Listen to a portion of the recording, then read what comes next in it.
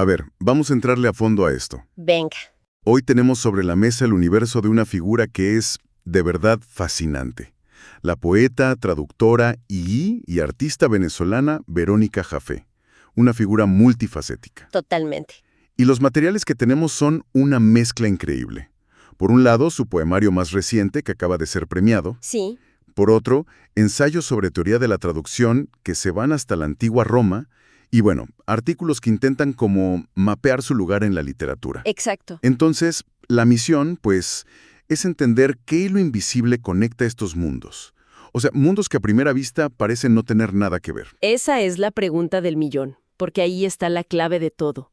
Su obra no es una colección de intereses distintos, es más bien como un ecosistema donde todo está interconectado. Claro. Y creo que la mejor manera de empezar a desenredar esta madeja es por lo más reciente, ¿no? El reconocimiento que la acaba de poner de nuevo en el centro de la conversación. De acuerdo.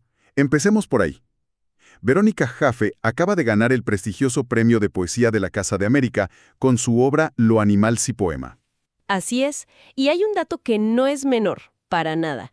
Es la segunda mujer venezolana en recibirlo. La primera fue Yolanda Pantín, a quien la propia Jaffe considera no solo su amiga, sino pues su maestra.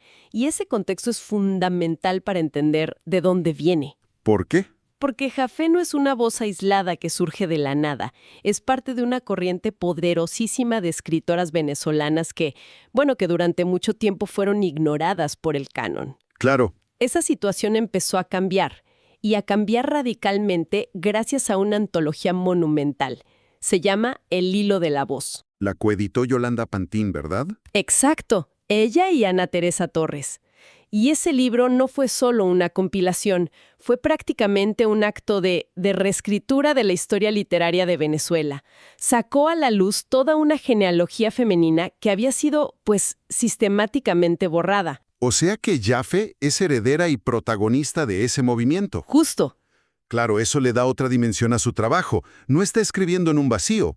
Está dialogando con esa tradición recuperada. Y aquí es donde la cosa se pone realmente interesante. A ver. Porque su poemario premiado, Lo animal si poema, se mete de lleno en lo que ella misma llama la condición animal del ser humano. Sí. Y este es un libro lleno de referencias a otras voces, a Wisława Szymborska, a Elizabeth Bishop, a Elias Canetti. O sea que no es una poesía de la naturaleza en plan bucólico, ¿verdad? Para nada. Es todo lo contrario. Es una poesía incómoda, casi existencial. ¿Incómoda en qué sentido?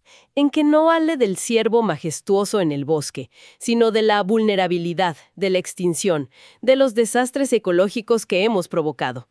Es una reflexión muy cruda sobre el lugar que ocupamos, o más bien... El lugar que perdimos. Exacto.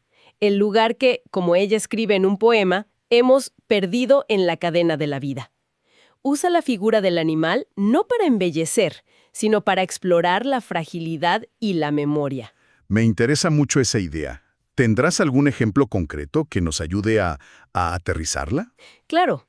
Hay un poema muy potente donde habla de un erizo. Ok, ¿un erizo? Y el erizo no es una metáfora de la defensa o de la ternura, no. Representa lo que ella llama la materialidad humilde de la poesía. ¿La materialidad humilde? Sí, es algo pequeño, real, concreto. Algo que puede ser aplastado por un coche en la calle en cualquier momento. ¡Wow! Te saca de la idea de que la poesía es algo etéreo y la convierte en algo físico, frágil, que ocupa un lugar y que puede ser destruido. ¡Qué imagen tan brutal! Es como si dijera que la poesía, igual que la vida animal, está en peligro constante. Justo. Y esto me recuerda a una idea que ella retoma de un autor que la marcó muchísimo, el poeta alemán Friedrich Hölderlin. Ah, Hölderlin. Clave en su obra. Clave. Ella dice, citándolo, que la poesía es como una toma de conciencia a través de las palabras. Exacto. Y esa idea es el puente perfecto hacia el otro gran pilar de su obra. Porque si la poesía es una toma de conciencia... Una forma de ver el mundo con otros ojos. Pues, ¿qué es entonces la traducción? Para Jaffe, no es solo cambiar palabras de un idioma a otro. Es una forma de repensar esa conciencia original a través de otro lenguaje, de otra cultura. Es otra toma de conciencia. En sí misma, sí. Y esto me lleva a su ensayo Metáforas y Traducción, que es fascinante. No se enfoca tanto en la técnica, sino en las imágenes, las metáforas que hemos usado para hablar de este oficio. Precisamente, lo que hace Jaffe ahí es un trabajo casi de arqueología cultural. Arqueología, me gusta el término. Sí, porque analiza esas metáforas y entiende que no son inocentes. Revelan nuestras ideas más profundas sobre la originalidad, el poder, la fidelidad. Por ejemplo, arranca en la antigüedad con San Jerónimo. El traductor de la Biblia al latín. Ese mismo. Él no se veía como un sirviente humilde del texto. Al contrario, se describía a sí mismo como un conquistador que se apropia del sentido a ley de vencedor. Un momento, un conquistador. Eso te vuela la cabeza. ¿Verdad? O sea, no es un mensajero. Es un general romano que entra a una ciudad, toma el tesoro, que es el sentido del texto, y se lo lleva. Para enriquecer su propia cultura. Es una imagen de una violencia y una arrogancia increíbles.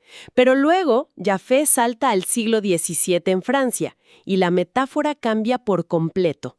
Ahí es donde surge esa famosa expresión, ¿no? Le belles infidèles, las bellas infieles. Se empieza a comparar a las traducciones con las mujeres. O son bellas o son fieles. Pero no pueden ser las dos cosas a la vez. Exacto. Una metáfora con una carga de género tremenda. Claro, y Jaffe disecciona cómo esta imagen organiza todo en una oposición entre estética y lealtad, y siempre desde una perspectiva masculina que juzga a una creación feminizada. La traducción es ella. Y el original es él, por supuesto. Me imagino que esa idea tan restrictiva no sobrevivió al romanticismo. Para nada. Cambia por completo las reglas del juego. En el romanticismo, la traducción deja de ser vista como una traición o una conquista. ¿Y en qué se convierte? Pues, por un lado, en un comercio de ideas que enriquece espiritualmente. Y por otro, en la definición de Novalis, que es bellísima. Dime, Pasa a ser la labor del poeta de el poeta. el poeta del poeta. ¡Wow! Ya no hay un original sagrado y una copia inferior. Hay un diálogo entre genios a través del tiempo, casi una migración de almas.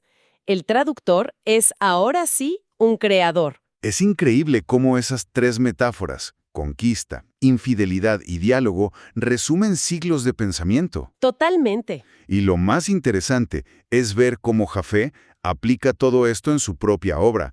Y creo que el mejor ejemplo es la versión de Ismena. Sin duda. La versión de Ismena es la encarnación de toda su teoría. Es una de sus obras más complejas y reveladoras. A ver, para empezar, no es una traducción directa de Antígona de Sófocles, ¿o sí? No, para nada. Es una reinterpretación a través de la traducción al alemán que hizo precisamente Hölderlin. El poeta romántico, otra vez él. Siempre él.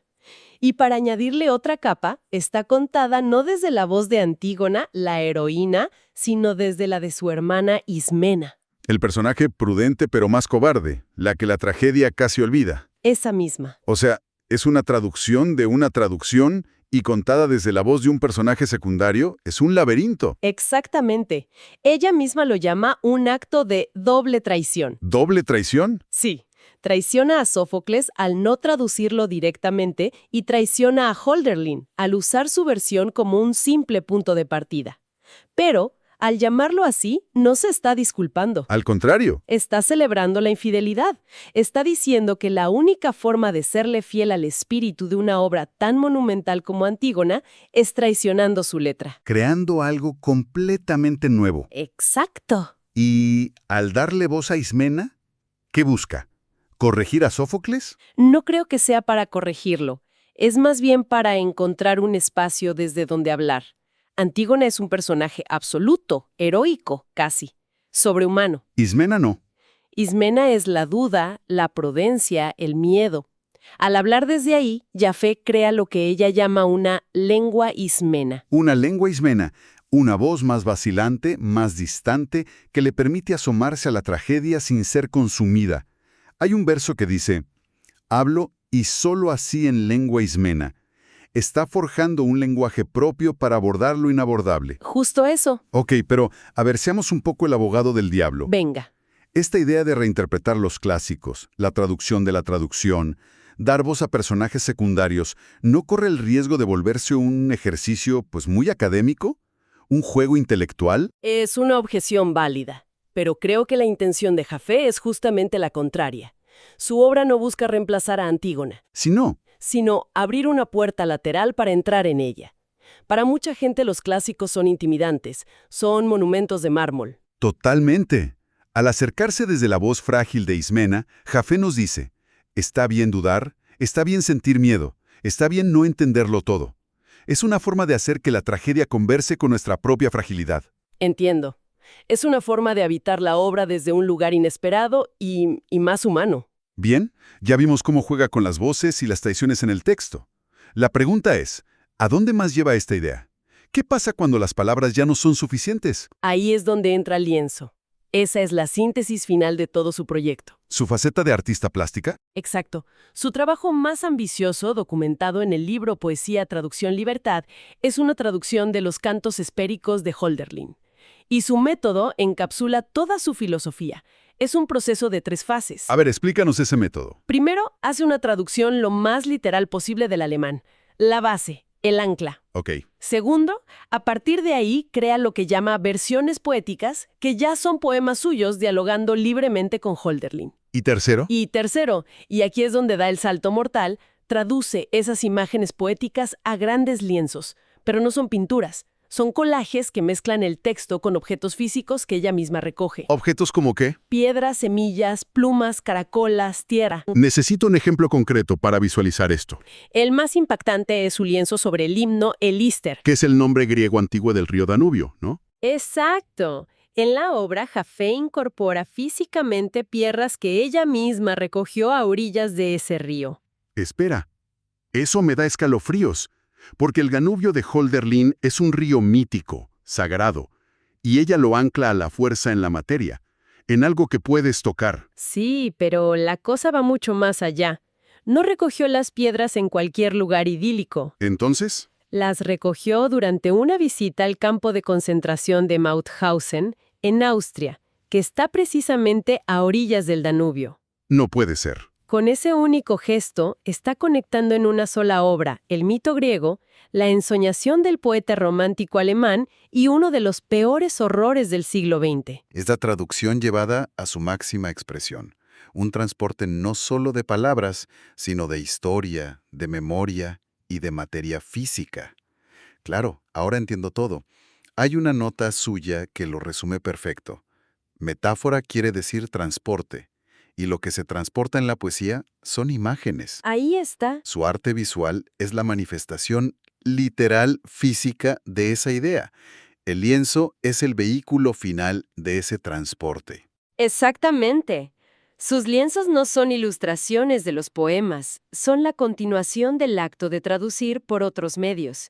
Si la poesía es la conciencia y la traducción el diálogo entre conciencias, Ujú. sus obras plásticas son el cuerpo material de la memoria. Son la cicatriz física de la historia. Es increíble. Empezamos con un premio de poesía sobre la condición animal, sobre la fragilidad de un erizo, y terminamos ante un lienzo cubierto con piedras que cargan con el peso de la historia, un círculo que se cierra. El trabajo de Verónica Jaffe nos demuestra que traducir no es solo un oficio, sino un acto profundo de creación, de memoria y de conexión a través del tiempo. Yo diría que toda su obra es una poética de la constancia. ¿Constancia? Sí, pero no una constancia estática, que busca la fidelidad a un original fijo. Es una constancia dinámica, la de un diálogo persistente con otras voces, Sófocles, Hölderlin, Szymborska, para poder entender y nombrar las complejidades del presente. Desafía la idea del original como algo sagrado. Totalmente. Y propone, en su lugar, un universo de ecos, de versiones, de transformaciones y sí, de traiciones necesarias. Hay una línea en la versión de Ismena que ahora, después de esta conversación, resuena de una forma completamente nueva. ¿Cuál? Escribiendo desde la voz de la hermana olvidada, Jaffe dice, siendo solo Ismena, escapo al mito. Uf, qué frase. Toda su obra parece dedicada a eso, ¿no? A dar voz a lo secundario, a lo que está entre mundos, la traductora, la hermana que no es heroína, el animal dentro del humano. Sí. Y quizás la reflexión final que nos deja es esa. ¿Qué perspectivas radicalmente nuevas encontraríamos si intentáramos traducir las voces que usualmente consideramos secundarias, silenciosas o incluso traidoras en nuestro propio campo de conocimiento?